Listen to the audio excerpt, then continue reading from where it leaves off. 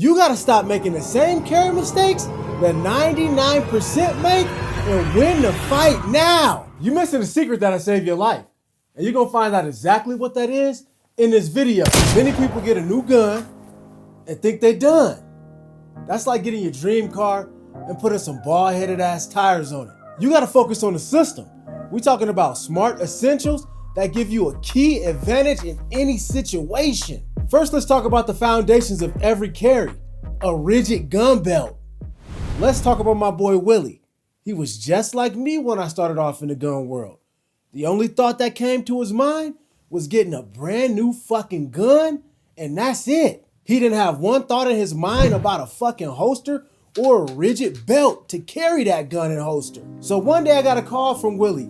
He said, bro, you wouldn't believe what happened to me at the fucking store. He was in the self-checkout line, wringing out all his groceries, bent over to get the sodas from the bottom, and boom, the gun fell down. Luckily it didn't go off, but he told me that a lot of people looked up and seen him have to put his gun back in his pants.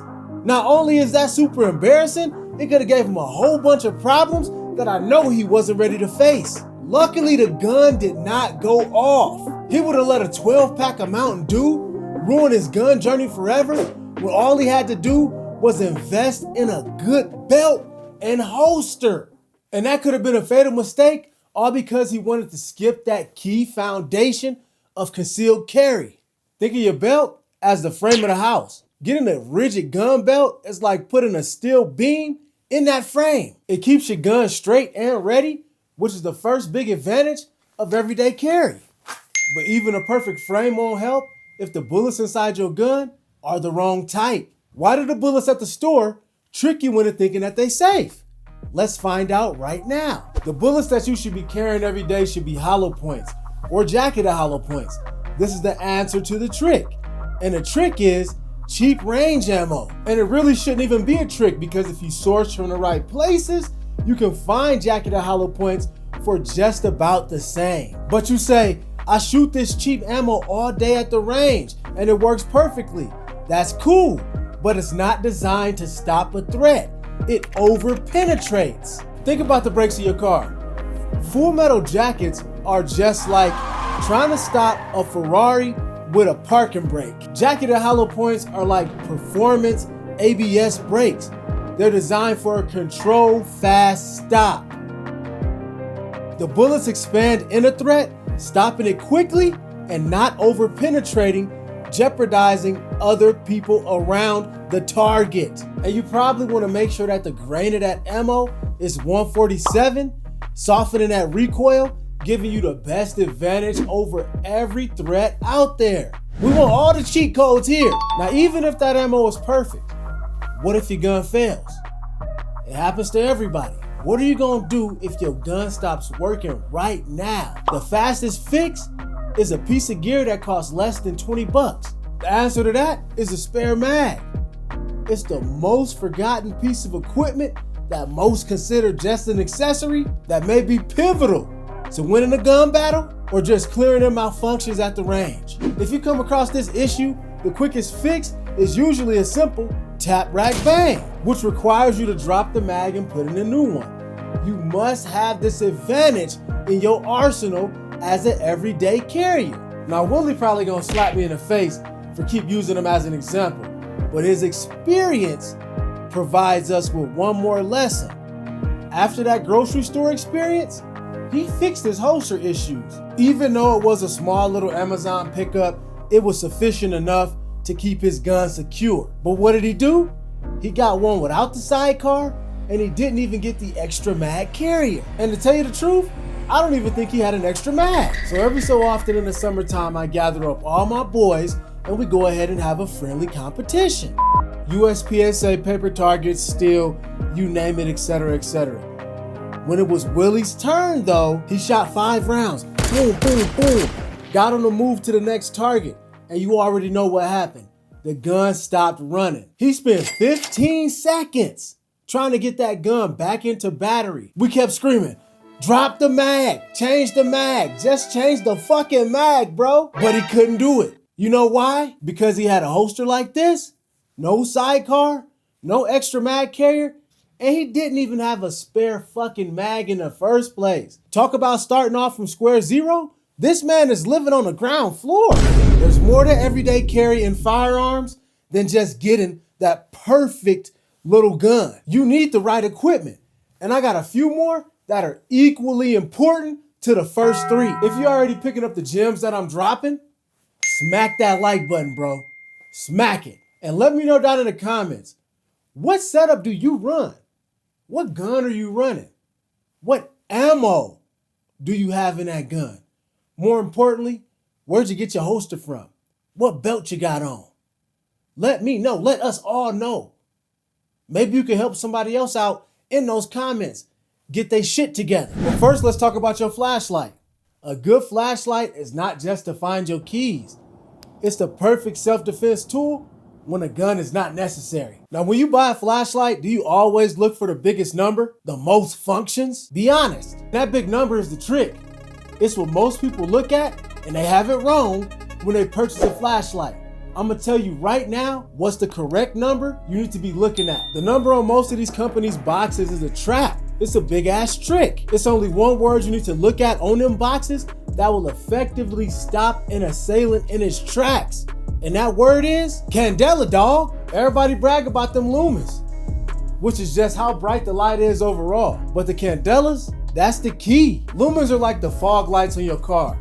A wide, bright light that helps you see everything near. Candelas is like the high beams. It's a tight, bright spot that pushes far away so you can get that lighthouse effect on a target, giving you a clearer picture and blinding the fuck out of that bastard. And yeah, it's cool to have a light on your gun, but your gun doesn't need to come out every time you run across the situation. Sometimes problems can be solved with just a flashlight.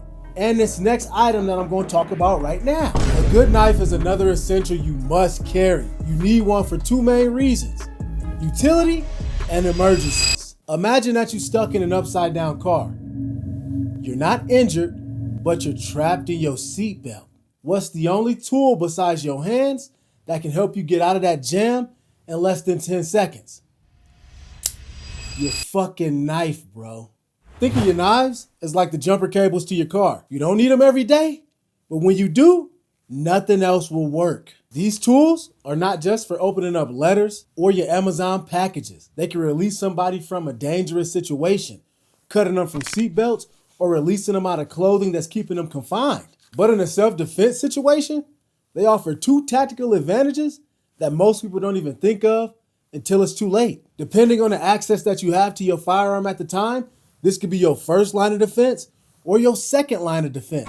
Let me let you know how. Some people like to go places where firearms are not allowed.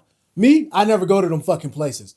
But if you do like to go to places that absolutely don't allow firearms, you can probably get a knife in there, bro. Depending on if they have metal detectors and things like that. And even if they did, there's other things that poke that you can get in there as well. Now let's talk about that second line.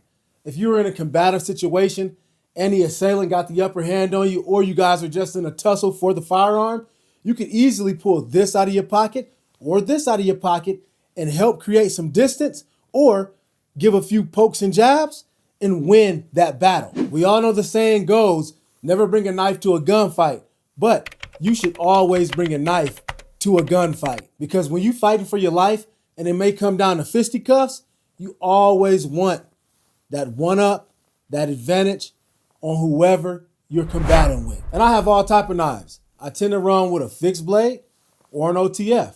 I really don't run my folding knives because within any of those situations, it's a little hard to deploy without cutting yourself and being able to stay on top of your game. If you're still here with me right now, let me know. What type of blades do you run? What type of style? And what are the brands? These are two Cobra Techs. I also have a few Heretics, and I think I have a few different Spydercos as well. What the hell are you running to protect yourself or just to cut open the motherfucking boxes? Now, you've been waiting for this since the beginning. The most valuable piece of equipment that 99% of beginners and really everybody else who's involved in this 2A community forget to carry is a piece of medical equipment, man. And the reason why those 99% of people forget this life-saving piece of equipment is because they feel like it's adequate in a car, in a backpack, somewhere in the trunk, floating around. And it's cool. It's okay to have your major setup in your trunk or in that backpack. But I feel like you always need a TQ on body. Now you can have this thing in an ankle rig or a dedicated pouch.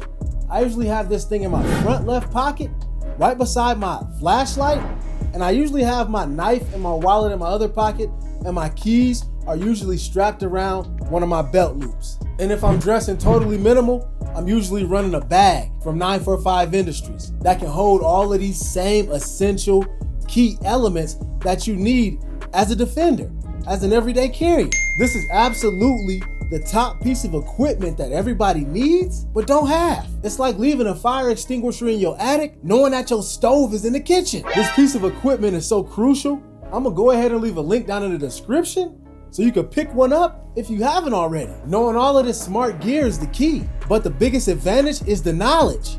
You have all the gear, but do you have the training? So now that you know the belt, the holster, which we looped into one, the ammo, the magazine, a high candela flashlight, a utility knife, and a medical are the key features or key tools that 99% of everyday carriers forget. Where do you fall in that list? Are you one of the 99, or are you falling just a little bit short?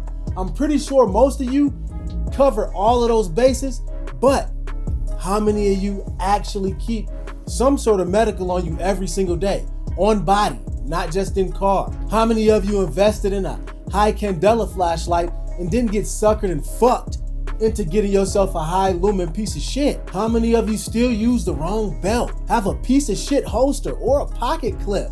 How many of you claim that you don't have the budget to get the proper ammo to provide that stopping power that doesn't have all that over penetration that risk you changing your life forever because you decided to shoot a round that went into the neighbor's house or into that unintended target? None of these things are budget breakers. Think, use your head, make the right decisions so that you can protect your rights and defend who needs to be defended. A few coins is a simple trade-off for continued success in this craft that we all love to be a part of. Gain some understanding, get proficient with not only your firearm, but everything else that comes with it. You now have the knowledge to stop the mistakes, to win, to be the 1%, bro. Use this underrated EDC gear to punish the competition. Tell me now, are you that 1%, or are you stuck being 99% of failures who claim to have the skills and equipment to protect themselves and the ones they love every day? But let me stop. I know y'all understand that this shit is important. And just like me, you aim to get knowledge and the tools that you need for that success every single day. Let me know down in the comments what topic you would love me to cover next. But until then, you already know what I'm gonna tell y'all. It's John Wick 2.0. Hold the door open for the next man. It takes nothing to be a gentleman, and I'm out.